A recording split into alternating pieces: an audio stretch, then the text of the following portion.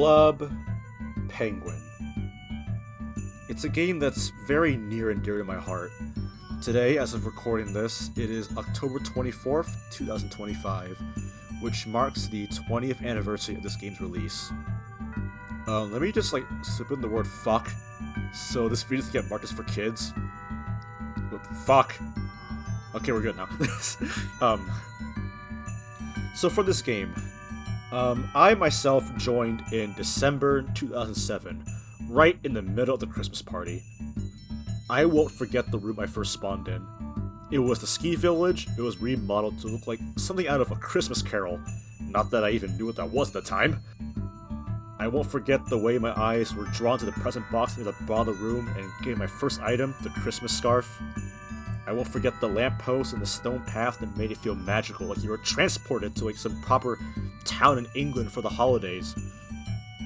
I won't forget the warm Christmas bells and chimes that just blared out the MacBook speakers in a very compressed fashion. I won't forget heading down southeast to the dock for the first time and getting that super energetic rendition of Jingle Bells. Even to this day, when the holidays roll around, I still put on that Christmas Party Club Penguin soundtrack for that warm, fuzzy feeling, and just let my cares and the leftover stress from the college semester just melt all away. When I joined, my penguin name was Swang. It was Vietnamese for diamond. My parents picked the name. I guess that didn't really stick for my online presence. I wish I had time to make a proper tribute video, but college and general life kind of gets in the way of things, as it does. Still, I feel like I have to do, something. So, here I am, sitting in front of this mic, rambling over gameplay because the audio got corrupted. Oops. This is Club Penguin Journey. It's a fan-run private server. They're also doing a whole celebration event for the 20th anniversary. You see me going through all this here. It basically recreates the game as I knew it before I left with the classic art style from I think before 2013. But yeah, I want to talk about the importance of this game from my perspective, kind of reminisce a little, and just share with the world. So I was only 4 years old when I started playing this game, and due to me playing within my formative years, it left quite the impact on me. Where do I even begin? This game just inspired creativity with the world it built. I really wish I could show some of the things I drew as a kid for this game, as cringy as they are, but they're in my parents' house and I am now many miles away for college. Yeah.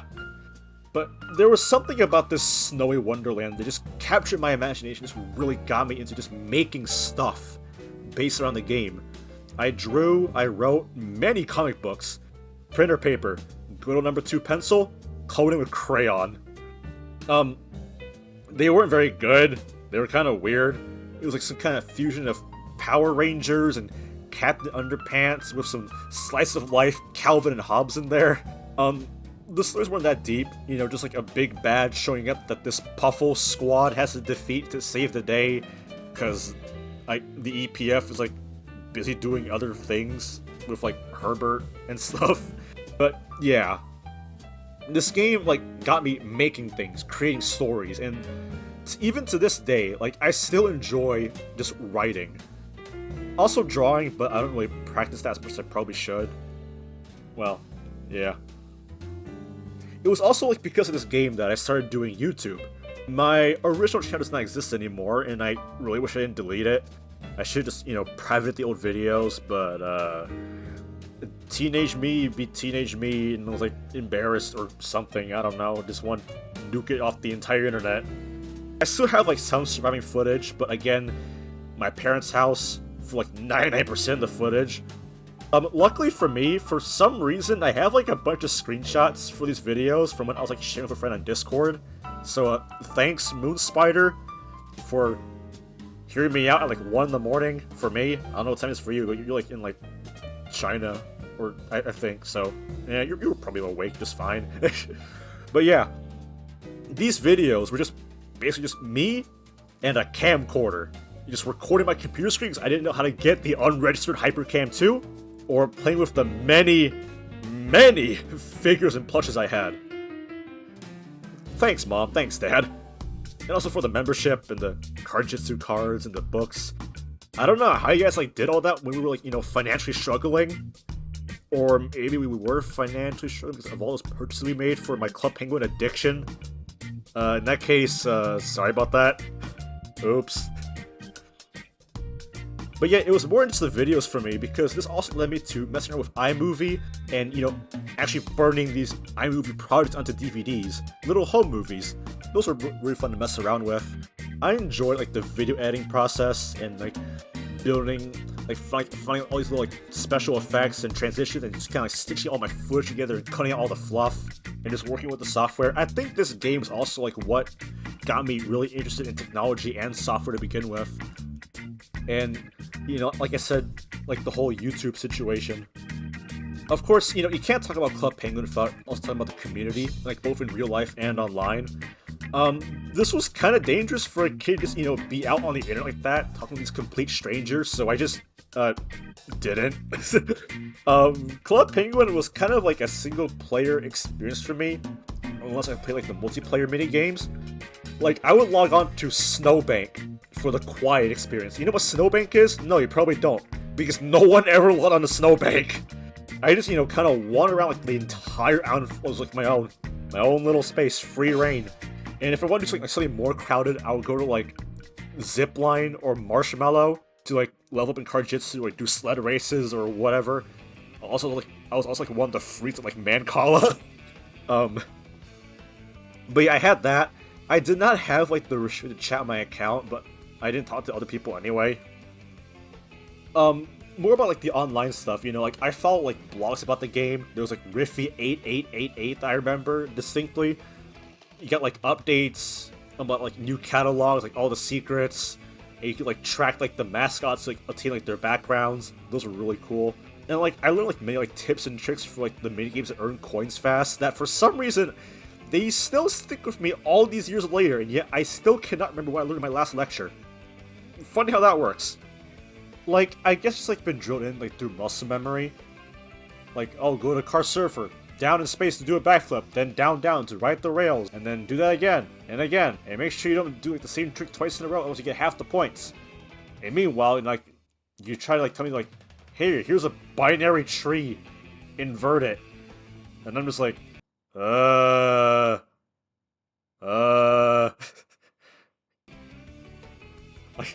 can't fucking code, bro. I've been doing this shit for like 4 years, almost 5. But more about like the community, like with how big Club Penguin got, it was really easy to like find people in real life that also played the game. Many secrets and rumors and just complete utter bullshit was just exchanged on the playground. Like, I remember, like, in my school, there was, like, a rumor going around, like, before ninjas were added to the game, about how you could, like, become a ninja, You have to, like, go into, like, the ski lodge, and, like, click on the mirror, like, 20 times, and then go to the dojo, but only on, like, a specific server, and then you can become the ninja. It was so random. But yeah, much like the original game, the friends that I made, and hell, even the elementary school I attended, just doesn't exist anymore. I guess that's just life, One friend in particular was like very important to me. I was in 1st grade at the time, and she was in 3rd. I got left in her class to be supervised since I couldn't go on a field trip. My teacher gave me this packet of like busy work, so I would have bothered the other kids, but I just didn't do that. I just drew comic books about the game instead of the back of the pages. And this girl, her name was Savannah. She came up to me and watched me draw for a little bit, and I specifically remember her saying, "These are so cool. You should make more." And then she offered to hang out at recess, and I, accepted the offer. We became friends.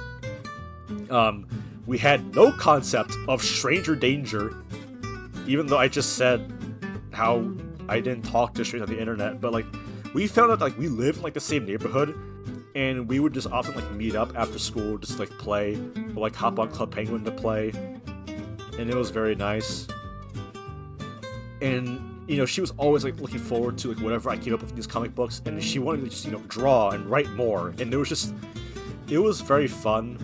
Like, also like working with her on some of these stories, and she was like another big factor into me just enjoying the creative process. And I don't think I would be like where I am now, like thanks to her and this game, you know? Our friendship, we only lasted like about a year until she moved to Oregon and I just lost contact with her. But I think we had a very good run. You know, we traded like account passwords. You're not supposed to be doing that. And like we helped each other like earn coins and stamps. I was like really bad at like catching waves, you know, the surfing mini game, and I still am, honestly. So she helped me get like a bunch of stamps out of that game. And then meanwhile, I helped her like become a ninja, like defeat Sensei and all that. Also, like I never like owned like a DS as a kid, or even like a 3DS.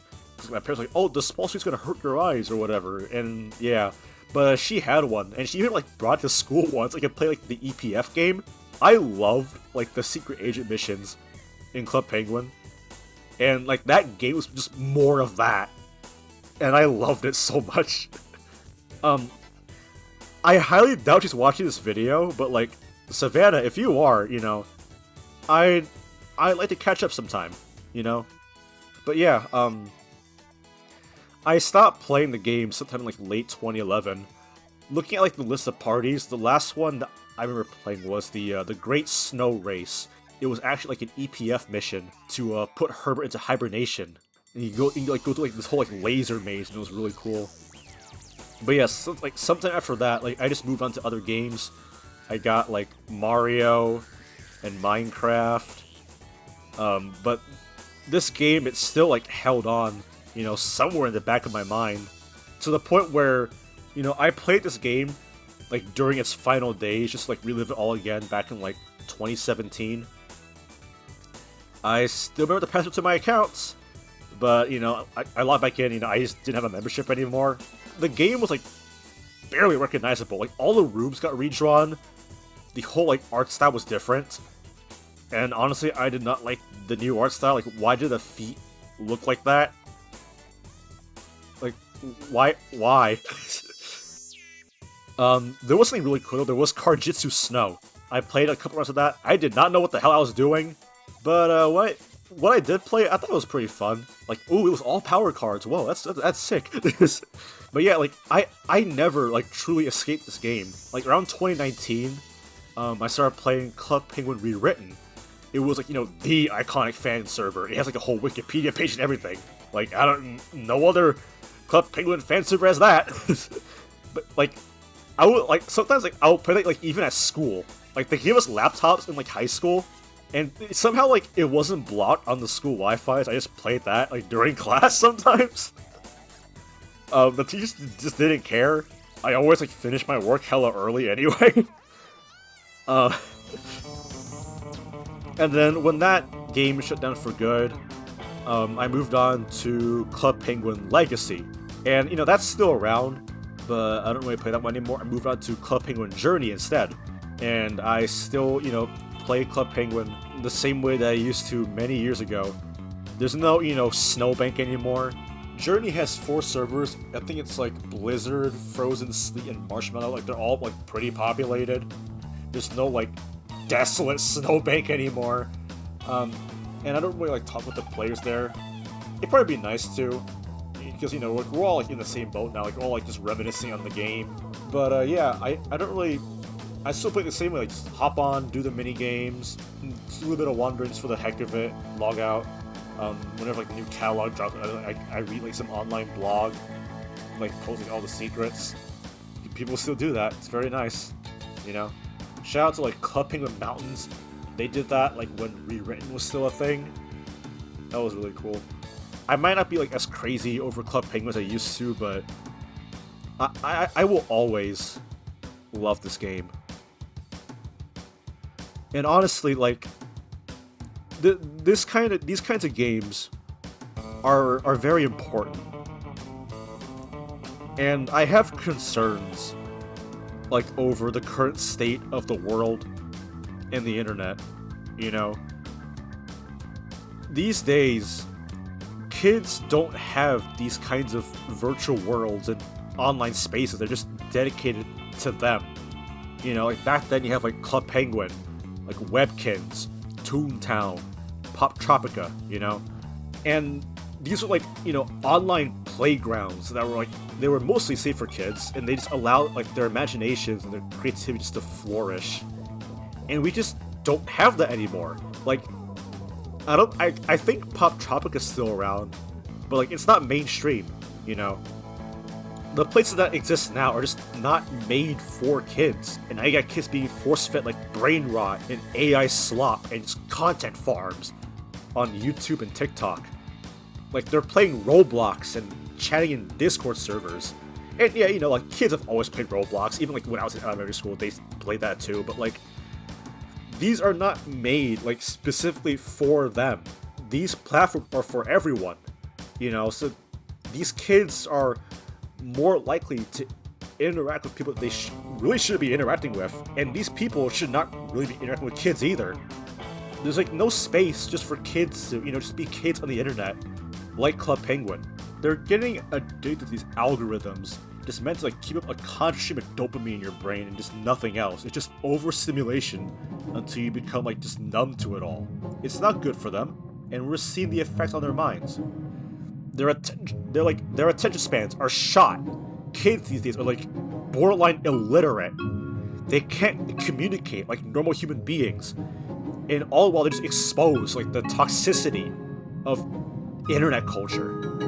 And it's just very sad to see. And sure, like you got all these Club Penguin private servers now, but it's not the same.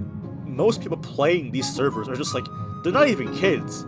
They're just depressed college people like me, just clinging on to the good old days.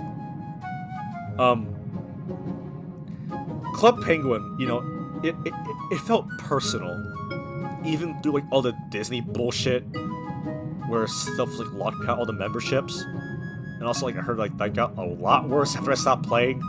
There's like a lot more like advertisement in the game, like, oh, here's the Frozen party, here's a Zootopia party. But yeah, the Club Penguin that I remember was carefully run and designed and moderated and guided so that kids could just learn proper social interaction and be creative.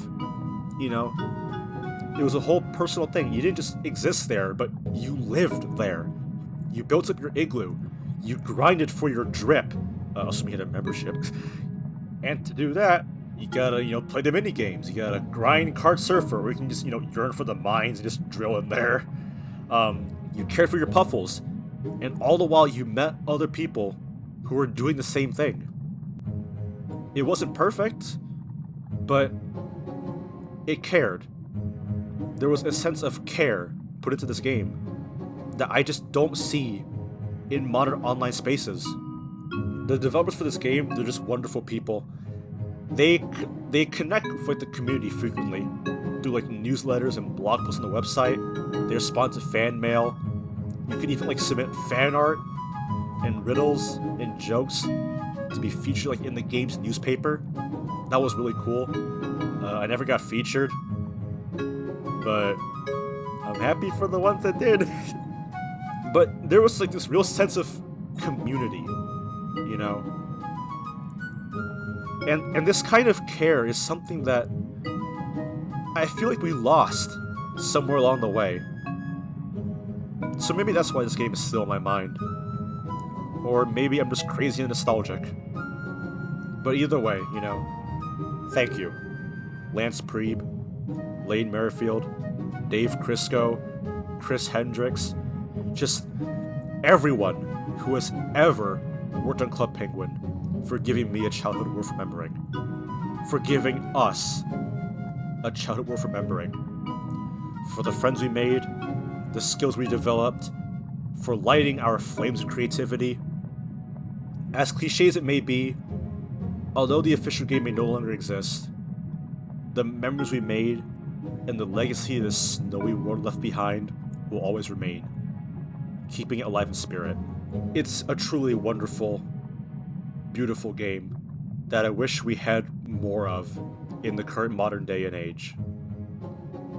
Happy 20th anniversary, Club Penguin. Waddle on.